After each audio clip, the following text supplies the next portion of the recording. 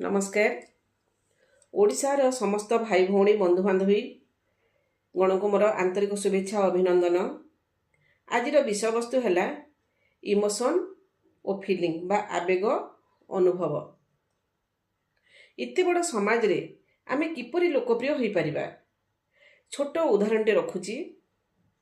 जड़े रोगी जिते डॉक्टर पाक जाती से चाहती तांको इमोशन बा आवेग को डाक्तर पचारिकी बुझंतु जे तुम शरीर में कौन कष्ट होउछि। रोगी को रोगीर मन कथा बुझी परखी औषध देते तेबे परवर्ती समय रोगी जनक बाहर प्रचार करथांती जे से हॉस्पिटल को जड़े भल डॉक्टर आछंती से रोगीर मन कथा बुझी परीक्षा करी औषध देउचंती तुमे मध्य सेठाकु जाओ निश्चय भल होइकी आसीबो। जेउ डाक्तर जनक रोगीर इमोशन फीलिंग बा आवेग अनुभव को पचारि बुझी उपयुक्त सम्मान दे जानती से खूब शीघ्र लोकप्रिय हो जाती।